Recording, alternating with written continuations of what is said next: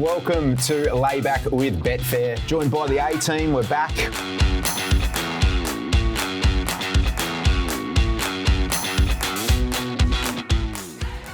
Hello and welcome to another edition of LayBack with Betfair. Huge weekend of racing coming up. We've got Group 1s in both Melbourne and Sydney for the first time this season, and we're back to regular programming this week because the two men that are going to help me dissect these cards are none other than Reece Goodwin, the Prince of Pakenham, and Tom Haylock, the Baron of Betfair, formerly Europe. He's back. Tommy, welcome back from holiday. Take 4. That's a good start by you. I enjoyed this. Good to be back. Great to see you, boys. How have you been? Really good, mate. Yeah? Really good. We've been going along well. We've had a bit of an interrupted sort of panel. We've had the Equine Genius. We had Mickey Gannon on last week who went well, but it's good to see both of you guys back in the chairs, and I'm looking forward to talking a bit of racing. Reece, how's things, mate? Yep, very good. No runners today? I do have runners today, but I've just made this show a priority, and I'll make sure I get to my runner later on after this. So, good to be back. 2 weeks off. No. If it's winning, then I'm going to be very surprised. Yes, correct weight. Yes. Yeah. If it runs well, I'll be happy. Fair shout that you're not there, so... No, I'm going to get there. Oh, you're I'm going to get there. I'll make sure of it. I'm a good trainer like that. You look are after good. me owners. And then you're coming to the Betfair function tonight. Yep, it's going to be a big 24 hours for me. It's fair to say I'll sleep well tonight. Sorry, guys, I'm cleaning out my sock drawer. I'm going to miss that one. Hey, let's get straight into the lay bin now, boys. And Tommy, I'm sure you have plenty to offer for this segment. You're a very worldly man now. You've been travelling the globe. You would have bought plenty of material home with you. I could have, had a huge amount from airports, as we discussed on the show. Airports are the lowest humans ever at airports.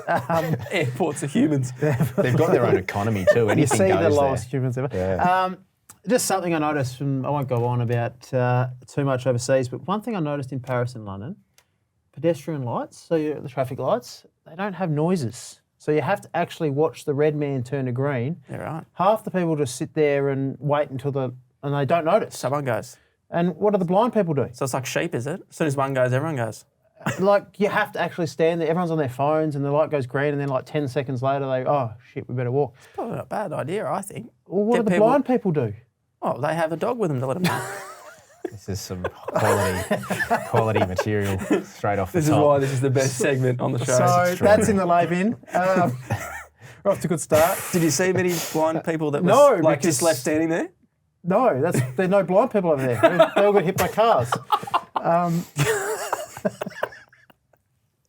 Dear me. Oh, wow. What else we got, Tom? Got one for the backboard. Yes. I've been positive. I've come back from holidays in a good mood.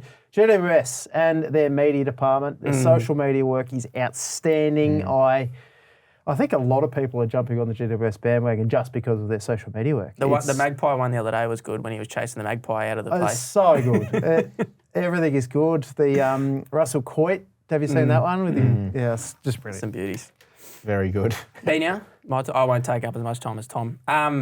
Jockey sackings, 2 in particular, obviously. Craig Williams. Oh, did he get sacked, did he? Have you not read about that? They were talking about that. Was that because you were overseas? They were talking about that in Lake Como, actually. That's how far it reached. There you go. Well, there's one in particular. And then the Jimmy Orman one, I think that's even worse, in my opinion. Did he get sacked? I didn't even know. Wow. Yep. Blake Shin on Antino for the remainder of the preparation. I think that both of those can get in the lay bin because both those boys have obviously done a stack of work with both horses. Both horses were first up and went out there to, to be losing rides, and they've both lost their rides. So I hope that the connections might be eating their words. Not much to gain in that scenario. There's lead-up runs. Can I play devil's advocate for a moment? Just not with the Willow one, but with the James Orman one, being a Queensland to Victorian setup, I can kind of understand that a little bit more. Like I agree. When you got Fair Blake Shin hopping on, who will literally find lengths in a broomstick, Fair enough. I can understand that. I don't think Jimmy Orman did a hell of a lot wrong though on that ride on Antino. So I think there's a few other byproducts to that sacking than just that particular ride on Antino. Do you reckon it was interesting that was probably no talk at all about him being on the horse and anyone being worried about it? He hasn't ridden at Flemington a lot. Is this going to be a worry? Until it was a worry after the race. Yeah, exactly right. I think that was a worry for a lot of form analysts, though. Okay. Inside barrier, James Orman, the only way he was going to get beat, in a lot of people's opinion, was settle behind the lead.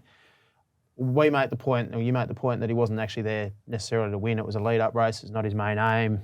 That's fair.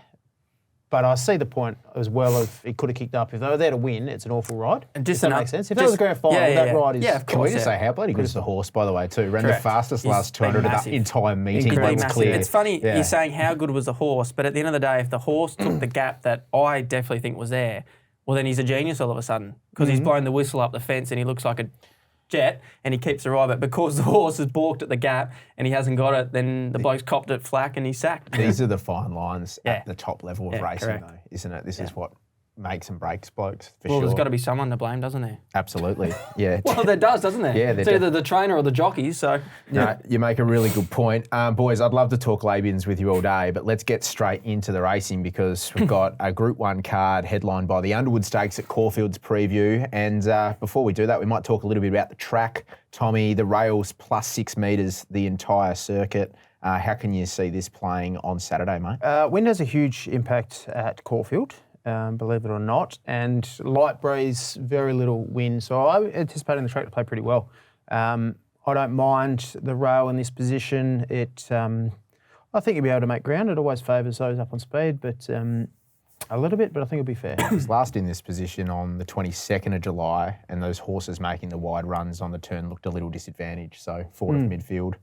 That's certainly how I've, that's general punting rule for me, how I've want to play it. Well, let's head straight into race 5, which is the listed Jim Maloney Stakes for the 3-year-old fillies over 1,400 metres.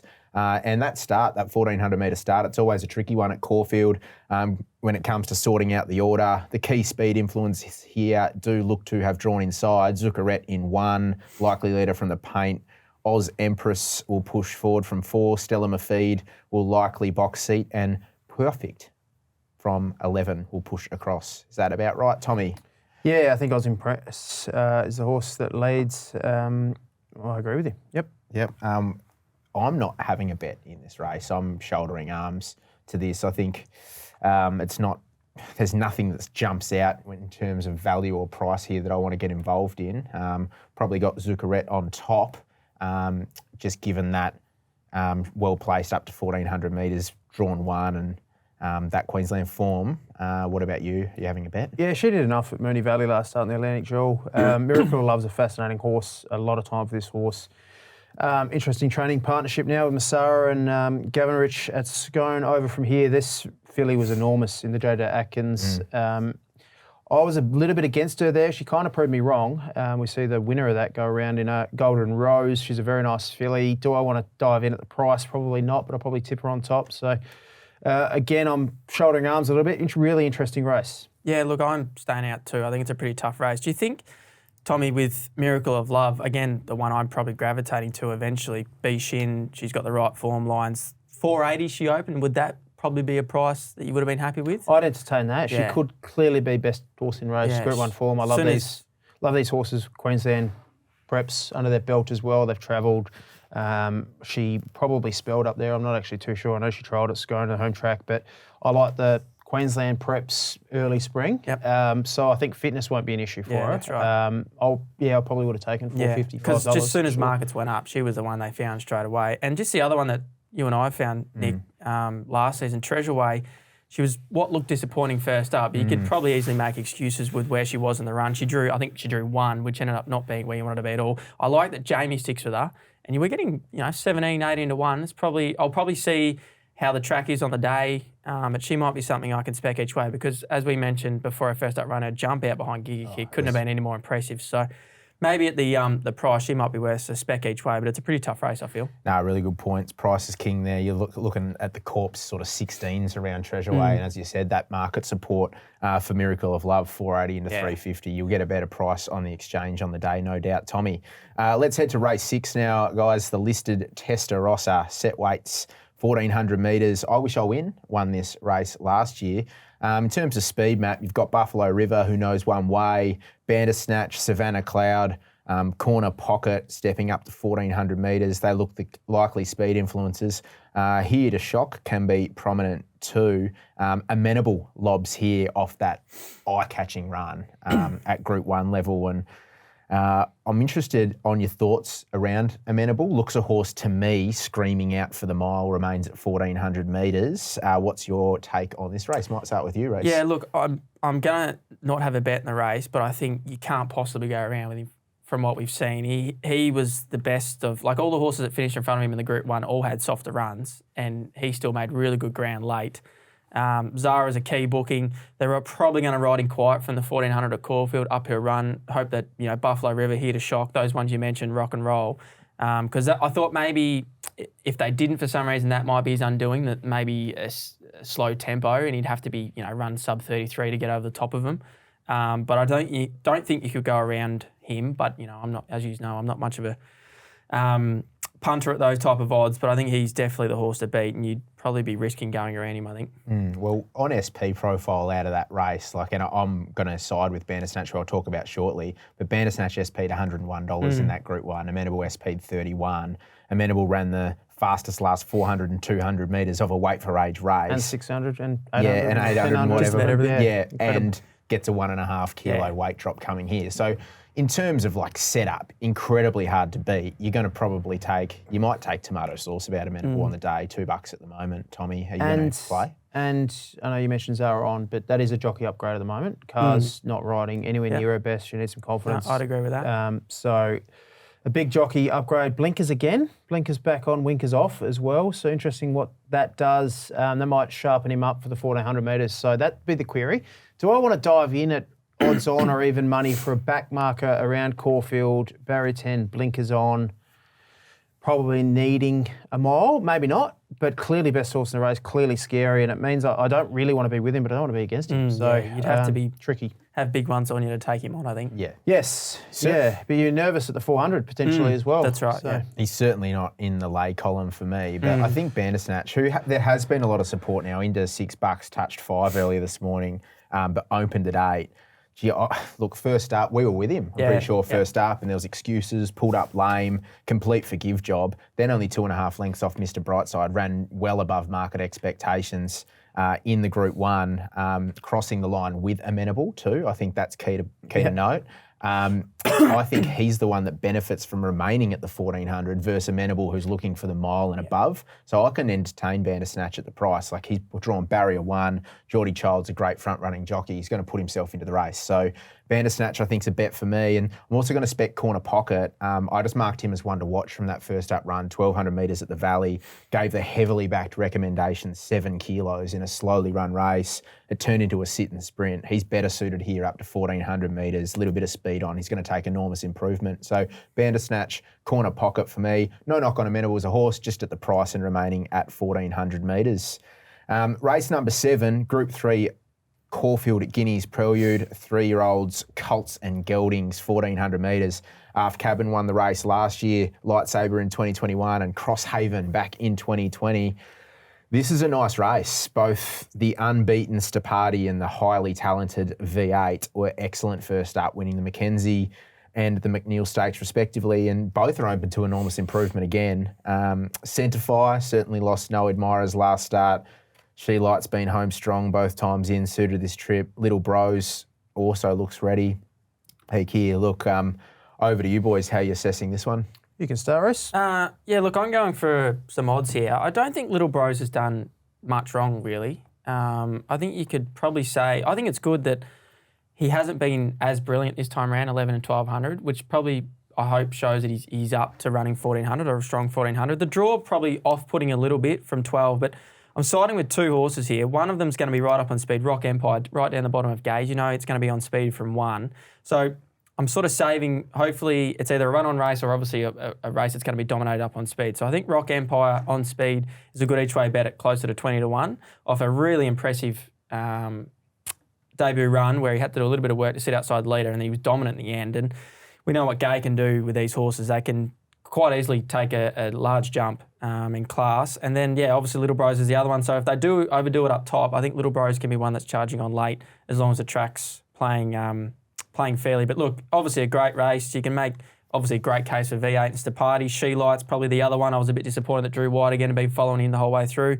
Sensify was great, I thought, in the Stapati race. It was like a boat race, I thought, Stapati's win.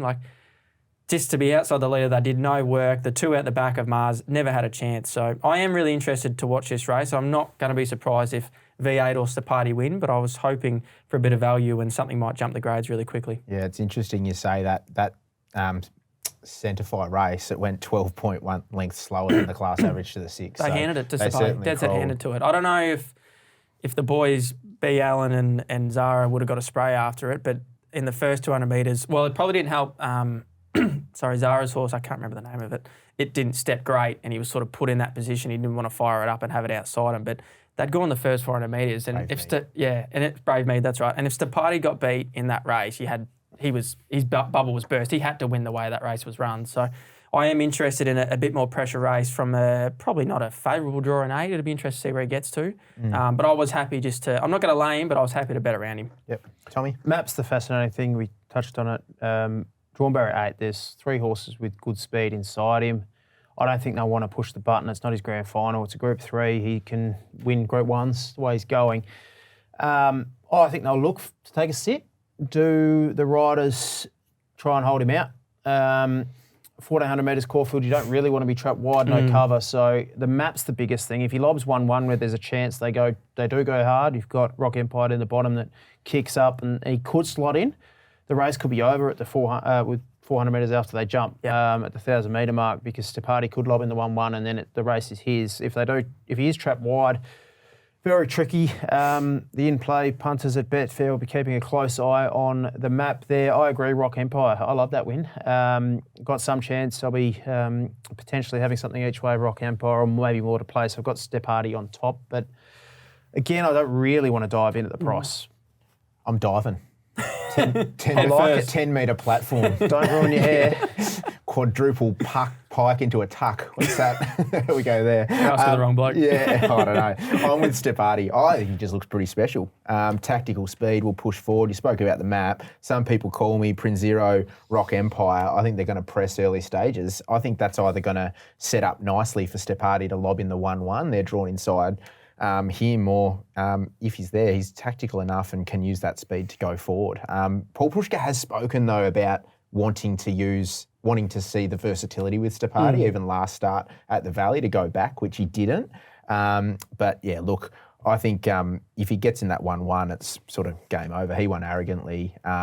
He produced a figure last time at 1,400 at Flemington that would win this, and Dean Yendall was soft on him on the line in the last 200. With a raging horn. Yeah, so it's ridiculous. I think we keep getting black odds about Stepati. Like if you look through his SP profile, we've got close to sort of $3 most starts, and I think he's pretty special. Beware of the unbeaten horse. Really keen Stepati. That concerns me regarding. I'm worried, and this is why I'm not backing. I agree with everything you said. The only reason why I'm not backing him is because the education run. They may just take a sit and just use this as a lead up, see if he can fire from. Like this is a perfect setup for him to actually look for a sit. So the map's just a little query. And you're jumping off V8, mate? I'm jumping off V8. You grabbed your money first up and you just ran with it. And that's absolutely no knock V8. I think he's a great horse. Was it Legacies that he beat there first up, and will open to enormous improvement still from that run. But I just think Stepati might be a little bit of a class above. Yep. Let's head to race 8, the Group 2 MRC Foundation Cup. Is this the Naturalism, formerly known as? Win and you're into the Caulfield Cup. Smoke and Romans won it last year. Nonconformist in 2021. Look, tough race. Speed map, Goldman, Future History look the likely leaders. Bear Story and Barclay Square, they may be prominent. Doesn't look an abundance of speed. I found this one really hard to figure out, Tommy. I'm not sure about you in terms of if you're going to play, but I am Stephen Smith shouldering arms. Oh, it's such a tough race. You've got horses that might be here to win because it's a win and you're in. You've got horses second up, horses first up. It's tricky. There's a lot of improvement between horses first up, second up into the third up runs. I've got no idea who's here to peak. Like Goldman, perfect example. Really good horse on his day. He will improve up in trip. He just couldn't win the way the race panned out last start from where he was. Was that a barrier trial? Does he cross now and lead? Are they ready to go? If so, he can win. I could say that about quite a few, so I'm happy to let it go.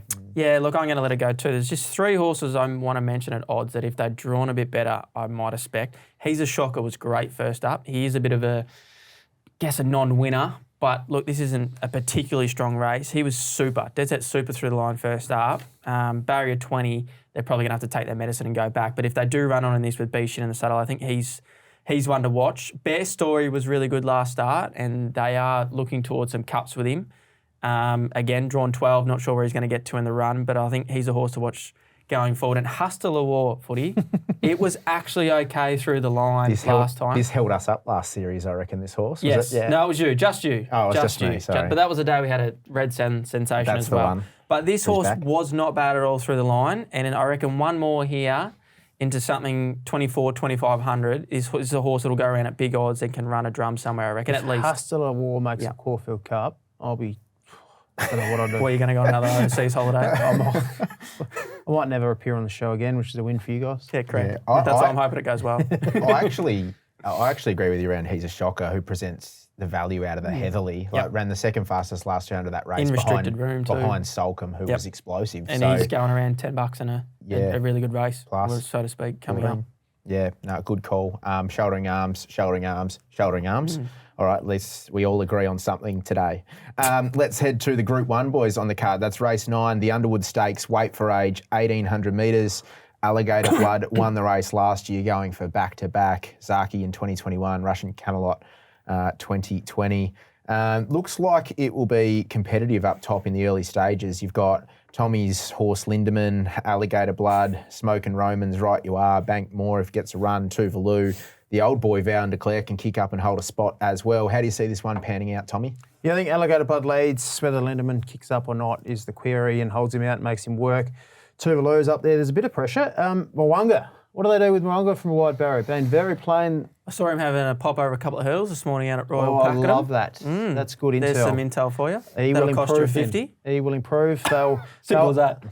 They'll back him into $3 and he'll run 8th. That'll be good. I'll be training him up for the bull. How much? Jericho. How many times do they back this horse? He just gets backed every start. But the reason why I'm talking about him is drawn 17, blinkers off. Do they go back or do they try something? Do they spark him up and say, let's go forward now? That's the query. Does he add pressure? I'm bullish. I've been keeping my powder dry for most of this program, but I'm very keen on the new kid on the block without a fight. I loved his first up run. I remember we talked about him. I was glowing in his. You and I were both on him. 10-1. We were 10-1. I don't think you've stopped talking about him. To be fair, when you run the fastest 600, 400, and 200 of the meeting first up over 1,800 metres, you're a good horse. He ran 33.92, 22.64, 11.84 home. First up 1,800 metres, dominant win. Stepped up, second up, another dominant win. He's the best horse in the race, in my opinion. I think he's here to run well, and he will be very, very hard to beat. Does he do it again? Does he, in terms of like, what's his jump outs, trials look like? His trial was enormous. Good. Yeah, it's very good. I think he's a better horse than these. Alligator Bud's a scary horse on the back up. I'm very scared, but I'm just working out whether I have a big go without a fight, save Alligator Blood, or do I just take the 340 on offer to place on Betfair and load up 1 by 3? So I'm just working that out. But if he's as good as you say, is it only be bad luck that stops him running top 3, wouldn't it? Yeah, I think so. I think he's got to turn a foot and get him out of trouble. There's enough speed on. There should be a bit of, like if Mwanga goes forward, then there probably is a bit of pressure here. Yes, that there's enough enables pressure. Him to run on. Yeah. Pressure in numbers as well. And do you reckon Oliver will go slowly now after the criticism during the week? I think he's experienced. Yeah, I don't think he cares. Yeah, I don't think he'd care less. That talk was amazing. But yeah, I'm very confident without a fight, finishes top 3. I think it'll be very hard to beat, and I think he should probably be favourite. Okay, yeah, fair enough. I mean, I'm not buying. I'm with Alligator Blood for what it's worth, and I guess the bit that confuses me is he's still going good. Like he hasn't regressed. There's just been enormous improvement about Mr. Brightside. Yep. So 7-day backup out to 1,800. There's no Mr. Brightside here. Yeah. So he's certainly not getting better. But like again, I think he's holding his form. The ratings suggest he's holding his form.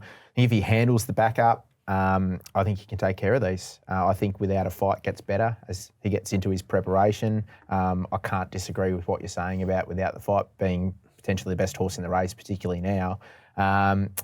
So I'm with Alligator Blood up top. I reckon he's a bulldog. I'm not jumping off him, and I think $3.50, $3.60 is a reasonable price about him. And Ollie's going to say stuff you if he to the critics if he does get the Group 1. Sorry. No, you go, I'm mate. right. Yep. Well, we might get the trifecta here because I'm going something else as well. Solcombe, massive first up. There's no doubt about it. I understand he didn't beat a whole of a lot and the form lines probably don't match up to Group 1 quality, but he was close enough to untouched. He was just taking Blake into all the gaps. Blake just had to shake the reins at him. He was massive. I think I'm interested that he's been trained out of Mount Macedon. I think Charlie Duckworth said after the race they've had their first 2 runners out of there have been winners. So I really like that. It seems like the horses are loving it out there, and I think this horse can go back to a similar level he had overseas. When he did win here at Flemington, I think Craig Williams rode him. I'm just trying to find the race. The Queen Elizabeth. He beat Luncey's, which isn't great form lines either, but without a fight, did beat Luncey's first up last prep, so they do tie in a bit.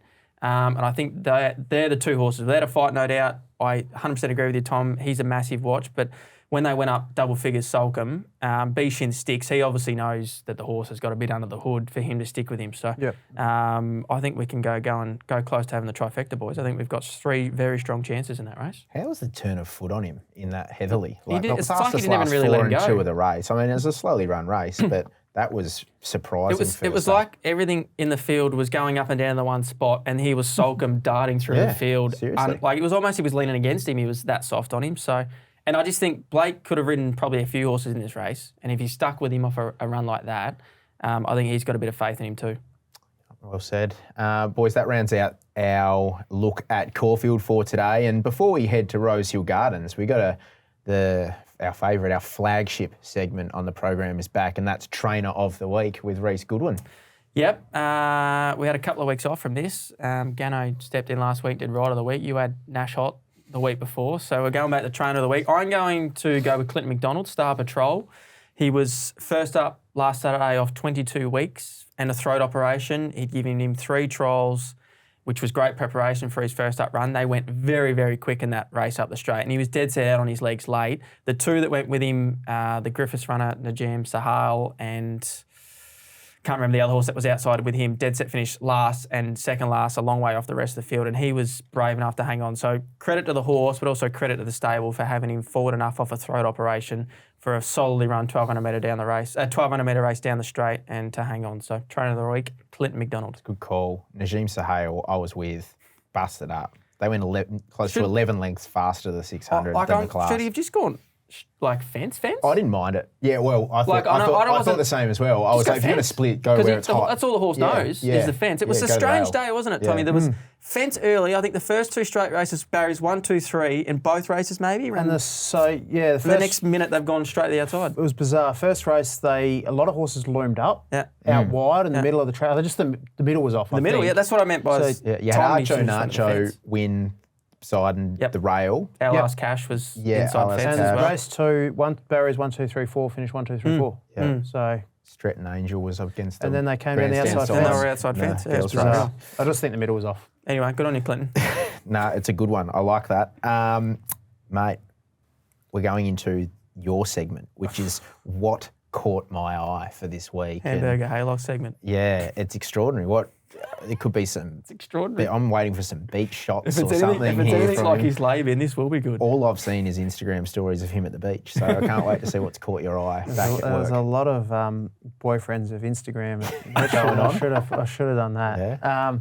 Should have taken some photos of guys taking photos. Yeah, I'm a master at that. Group 1. What's caught my eye, a little bit self-indulgent, not really, for Betfair.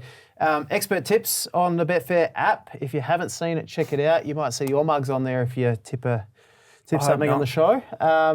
Send in your good photos, please. Your right side footy. Hopefully not the one that's got the picture of our group on WhatsApp. Don't send that one for me. I went Footlander, turn right. Or is it left? So expert tips, make sure you update your app, Betfair app. We've got some cool things. We've got firmers, drifters on there. But the expert tips coming your way, so all our content providers, Jackson Oldham, who's a friend of the show, obviously. He's airborne at the moment. He gets his tips up there, so follow him if you want to find out what he's backing. Just download the app. Perfect. Well said. Well, let's go to Rosehill Gardens now, another Group 1 card and plenty of black type racing to take a look at. We'll talk about the track conditions first. Good 4, rail +2. How do you expect it to play? Yes, I wouldn't be surprised if it's... I have a feeling this rail position, when we saw it last, they watered the inside, was a little bit off fence. So just, Golden Slipper Day. It was, yeah. So just keep an eye on that. I think the track will be okay, to be honest. It's pretty good weather. I often find from the shoot starts at Rosehill, you want to be up on speed. Well, let's start off with race 4, the listed Heritage Stakes for the 3-year-olds, 1,100 metres, and the speed map here, Royal Tribute, will lead them up. Osmosis will likely land in the 1-1, Namesake, Fire Lane, other speed influences. It's a nice race this, Tommy. Yeah, I think Royal Tribute leads Osmosis, and I think they're the only two hopes. It's a fascinating setup. So Osmosis beat Royal Tribute last campaign. That was Royal Tribute's debut, and Osmosis has had the run. So they completely changed. It's reversed now, whereas Royal Tribute's had the run and broke his maiden, and he meets Osmosis first up. Royal Tribute's Waterhouse Bot, absolutely airborne. Tim Clark on, great front-running rider. And then you got Bjorn Baker first up with Rachel King on. I know who I'd rather be on. That's Waterhouse second up off a win with Tim Clark on board leading. And you're getting better value. But I think Osmosis is a better horse. If this was a grand final for both of them, I'd be on Osmosis. I'd rather be with Royal Tribute than Osmosis. I just think I probably won't bet in the race. If I do bet, I'll take Royal Tribute at the odds, but the market's going to be fascinating. I reckon you're overthinking it. I reckon you made a really good point in there, and that's Osmosis is the best horse. Trolled up beautifully, deserves favouritism. I'm not overthinking it. I think Osmosis is a bet and gives Royal Tribute likely a first-degree win burn. Likely. That's how I'm playing it. Fair enough. Head to Fair head. enough. So you don't care that Royal Tribute's had a run under its belt, Oh, it's no, fitter, it's it's had a win, it leads, it's get match position, it's get half a kilo off Osmosis as well. There's One of us will be right. There's a fitness I edge hope so. component to it. I think Rachel King just stalks Tim Clark everywhere he goes, and you don't get in too much trouble in this game if you can clearly back the best horse in every race. That's my opinion. Yeah. What I do like Rachel King using Tim Clark as a pacemaker. She's not going to be out bowling long in front. She can just sit a lot. I like that. I like that position. I'm just worried that Royal Tribute will give a big kick. We probably haven't spoken about your boy in this race. Yeah, well, I Barber. think he's going terrible. Yeah. I think he's going absolutely terrible. He had 3 trials in Sydney, then they brought him to Melbourne. He still didn't jump out that great, I feel. I think the stable are well aware that he's not going as good as they want him to, so they've held him back a number of times from probably stronger races, I feel. So, yeah, I just have to watch and see how he goes here. There's one I am going to make a case for is Christelli. Absolute forgive run first up. Started 460 behind Autumn Ballet. J-Mac rode there. Did everything wrong. It was way too keen on the wrong leg. Got shunted out on the corner. James McDonald switched it off late. It was a complete forget run. Been back to the trials, and I think will improve immensely, and is worth something each way. I think there was a second to Kamachi in their last prep on firm ground. You can argue when she did win, it was on heavy ground, but there was a second to Kamachi there, which probably ties in pretty good in my opinion. So I think she'll definitely improve and shouldn't be that price. I'm not sure the fillies stack up great. That's all. We'll find out, won't we? Race number 5, Group 3, Colin Stephen, it's quality, 2,400 metres. Sir Lucan, Faze Angel, True Marvel, Fancy Man, they're going to push forward. That's about as far as I got in this race. I'm not betting. It's a 2,400 metre race with a bunch of D-graders. No tempo in the race, no for me. I'll be jogging up and down on the spot. I reckon Nick could beat some of these with a torn abductor. Adductor. Running backwards. Abductor, sorry. Running backwards after Yeah. butchering a bounce. Yeah, and fall over once and keep going. No, I'm not getting involved either. This probably shouldn't be on a Group 1 day, this race. It's an awful Group 3. Glowing reports for the Group 3 Colin Stephen on Golden Rose Day. Race number 6, let's have a look at the Group 2 Golden Pendant. Fillies and mares, set weights and penalties, 1,400 metres. It was won by Nimmerley last year from Palacepan and Papali. This year we've got, speed map wise, Diamond Dealer and Banana Queen. They look the likely leaders here from Zoo Gotcha. She will likely sit in behind them. Espiona, the market fancy. I'm interested where she gets from 3 with Nash on board. Not an abundance of speed in this race, Tom. Diamond Dealer leads from Banana Queen. That looks a speed. What on earth do you do with this race? It is an absolute head scratcher. You got Joe Moreira and Ryan Moore taking over for Waller, and then you got Nash sticking with Espiona. You got Zugotcha, who has the SP profile edge over Espiona. They, 1.4 lengths or not even that, 1.2 lengths split them last start. They all come off a lead up. It was a race that the leaders just absolutely folded like a house of cards. It was a weirdly run race. Espiona was fantastic. Do I want to dive in at Espiona? Shorter price than Zugotcha now off that. I've got no idea what Espiona SP17's first up. Runs great, as she always does, and now you've got to be taking 270. Correct. You'd have to be a sicko, wouldn't you? When she beat Atishu, who was held up, and Zugotcha, who was along the inside fence by like a length. Oh, it's absolute head scratcher, especially with the jockey bookings. I completely agree with everything you said, and that's why I've gone a little left field in terms of the form that I'm bringing here. Yeah. I like Banana Queen. As a 1x3 prospect. So she was a last start Group 3 winner at Newcastle. That was over 1,400 metres. She reeled off the fastest last 4 and 200 metre of the race, one of the faster last 200s of the meeting. She ran away from him through the line. Remains at the trip here, is fit, and with that race that we spoke about, how being relatively void of speed, I think she can settle outside the leader here. Diamond Dealer, be strong late. Look, Espiona, certainly an eye catcher through the Scirocco. Yeah, we'll appreciate the step up in trip, but I'm getting the same to place about Banana Queen as I am to win about Espiona. And how many lengths is Espiona going to give Banana Queen at the 400? Probably not off a great tempo either. Yeah. She'll have to reel home something special. And Banana Queen's shown that she can sit and sprint. Yep. So I think 1x3 wise, Banana Queen's a really good play coming from a different form line than the market fancies in this one, fellas. Would we be right in saying I think Atishu and Zugotcha one more 1,600 is going to be better for them? Yes. Like you're talking $3 and $5 about two mares that probably want a bit further.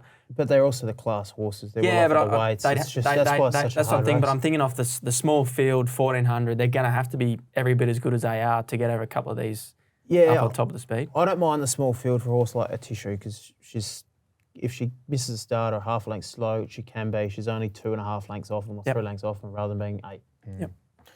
Race number 7 is the Group 2 Shannon Stakes, 1,500 metres. It was won last year by Surf Dancer from Old Flame and Ellsberg. And the speed map here, well, Crosstalk's drawn more kindly today than he did in the Theo Marks. Will lead them up.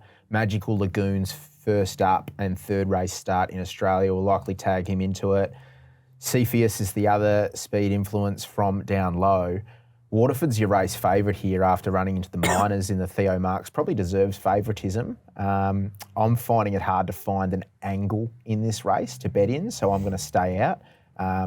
Reece, are you going to get involved in this at all? Staying out, you can just cross straight over to Tommy Hamburger Haylock, sorry. This race should be run at Orange on a Tuesday. I thought that Colin Stephen was bad. This is an awful excuse for a Group 2. How do we not have runners in this race? New mandate. Awful first up. Cepheus okay. Like you've got Byron Bell coming off a benchmark 72 at Canterbury. Does Waterford and it's one of two horses that have placed last start. Does Waterford unfortunately pick himself? He might, but this is like new mandate. Adds interest. Well, you guys talk about Crosstalk. You talk about Waterhouse Bot being the best second up trainers in the business. Like I don't know if there was something amiss first up. I'll give him a chance here. But yeah, and he was awful last start. Yeah, like, he can bounce back. He won second up last campaign. Awful race, don't like it. Cepheus has to be some hope. Has a win over Waterford in the past. So I don't know. There you go. Orange on a Tuesday is one of my top 3 calls on LayBack. I reckon that's it's a beautiful roll into the next race, which is a Group 1 too. That's how is that race at Orange? Yeah, that's a good curtain raiser for race number 8, which is the Group 1 Golden Rose for the 3-year-olds. Set weights 1,400 metres. Jack and O won the race last year in the Congo in 2021 and Ole Kirk in 2020. Just some, I guess, a couple of stats for you here. Of 8 of the past 11 winners have come through the run to the Rose. 4 of the past 11 have gone the Run to the Rose and the Golden Rose double. Speed map wise, Moravia drawn 4, likely push forward. Snapback will push across from 11. Butch Cassidy, Libertad. Charmstone is the filly in the race, will be handy as well. There might be a 3 sort of wide running line in this race as well from a map perspective, Tommy, because with some of that speed drawn outside. Yeah, Snapback gets a gear change. He's the one that adds the pressure in the race. Drawn wide, what do they do? I think Butch Cassidy sits outside Moravia, and they're the 2. Charmstone gets a beautiful run. I think Cylinder gets a beautiful run. It's a shame they get such a good run because they're the 2 horses I'm against. Fillies haven't won this race. The only time they have was when it was run in the autumn. Because of EI. So Forensics in 08 is the only filly in the last 20 correct, years, and that was in autumn. Yeah. So no fillies won it in the spring. There hasn't been a huge amount, but there's usually 1 or 2 fillies in every edition. I'm very bullish in this race. One of my better betting races for the program. There's a question you have to ask yourself: are you backing Shinzo or you're not? That's the first starting point. Shinzo, I love him. I know he's got to overcome a record of slipper winners, but he's the slipper winner that improved every start. He always looked like he'd be a better 3-year-old. They're talking Everest with him. If he's going to run an Everest, he'd be wanting to run well here. He's an expensive colt.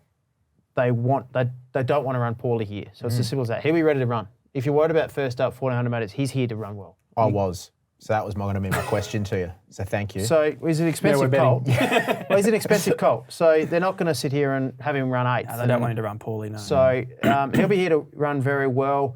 Ryan Moron, I loved his trial, just ambled up alongside Zaki, if you don't mind. And he's that, I said this before, he's the horse that I've always had a query on slipper winners, and rightly so with their record, but he's that horse that improved. He always looked like a better 3-year-old. He won against the bias, came from well back in that Pago.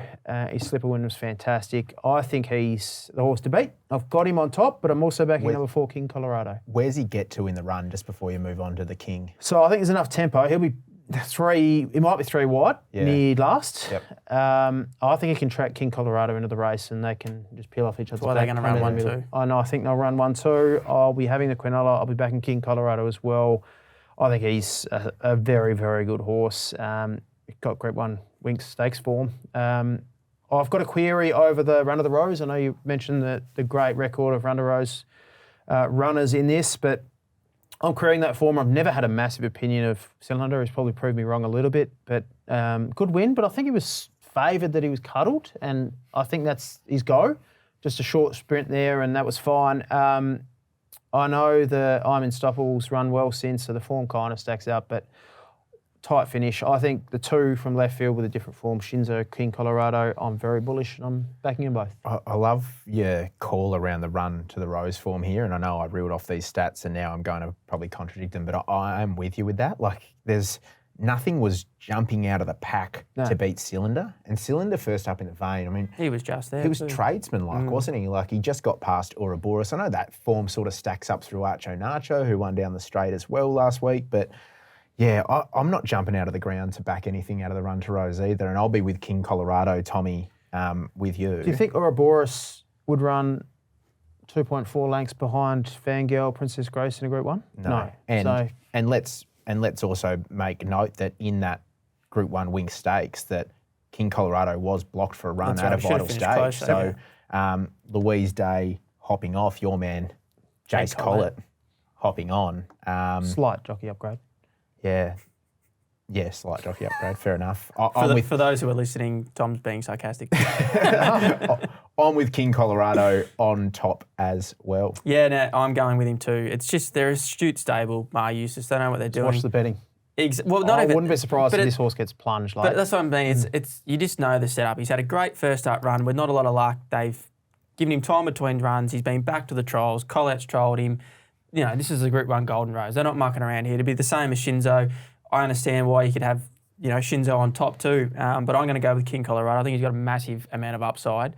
And I think he can certainly win this race. And as much as you think Shinzo might find his back, I think Shinzo's going to have to be very good to get past him, I feel. Yep. Also, is it hard to believe Shinzo started $16 in the Golden Slipper? It is odd, isn't it? And now here we are. Because it was such a weak Pago or Pango, however you pronounce it. And everyone was so concerned about the form, but you go back and everyone had egg on their face, look, because it was the only horse to make ground wide. It was such an inside fence. His run was enormous, really. I only had Cylinder at 81's futures in that. So I thought we got over that. No, we'll never get over that. That's a genuine fact. Happy days. Well, we were all with King Colorado and a little bit of Shinzo on the side in that. So hopefully, I'll probably take the Quinella too then. Group chat could be firing come Group 1 time. Boys, before we'll just round out the show and summarise our bets and our unit plays for this week, how we're going to be attacking these 2 Group 1 cards. We'll start with you, Tommy, and we'll head to Caulfield first for your bets, please. Yeah, a couple of bets, a couple of races we haven't talked about, one at Rosehill, one at Caulfield. Red Card lines up in race 3. She's a really good horse. Elite form lines, fantastic career record, probably finds the 1-1, races on speed, ticks so many boxes. Well, very found hard. in early markets too. Very short, but... I think there was over more than $2 when they originally opened. Yeah, I didn't get any of that, unfortunately. But yeah, very, very hard to beat. Red Card, nice horse. And the other one I'm not saving, but I'm having something like Dunstas Rouge to place. Airborne, this girl, listed winner in Adelaide last start. She's going really well. I wish Red Card wasn't in the race because I'll be having a good go. Dunstas Rouge, just 1,200 metres, the only concern, but maps perfectly from barrier 5, can get the back of Red Card. So 1.5 units to win Red Card, 1 unit at the place, Dunstas Rouge. Yes, I don't like backing place bets, but that's okay. In the Underwood, very keen without a fight. As I said, I'm still not sure. I've got here 0.5 to win, 1.5 units place. That's how I might play it. I might have 1 unit win without a fight and just save on Alligator Blood there. So that's mine at Caulfield. Do you want me to keep going? Yeah, keep rolling, mate. I'll keep going. Race 3, Rosehill, number 8, Marquess. Don't know why she's not favourite. How good are you? Beat her home last start, but how good are you? Had a picnic in front, 4.4 lengths slower than class benchmark at the 600. Marquess off its back was good late. Was 1,500 metres to 1,800 metres there. Better grounding, 18 to 19. Now gets 2.5 kilos off the favourite and only got beaten half a length. I think can turn the tables, should be favourite. 1.5 units, Marquess there.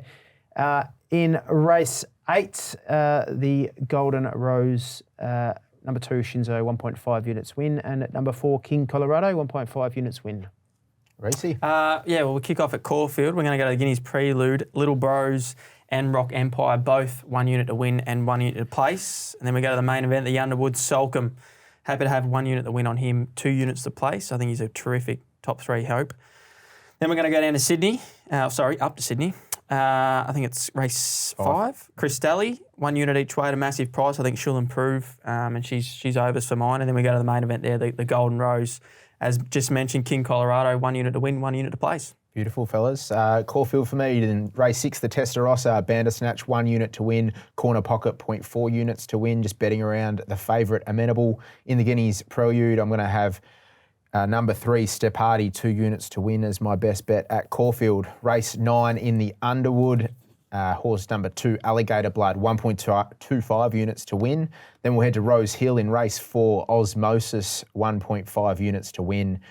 In the Golden Pendant, we're going to side with number 5, Banana Queen, 0.4 units to win, 1.2 units to place. That's a 1x3 play. And then in the Group 1, the Golden Rose, number 8, King Colorado, 1 unit to win. And this has just been a back-only show from us. No lay I was bets. just thinking about that. Yeah, back with Betfair. But all the best this weekend, fellas. If we can get a result, it'll be nice. It is a tricky week. We've spread some units around there in an each-way basis as well, which has been nice. So all the best this weekend, guys. And we'll be back in your ears next week on LayBack with Betfair.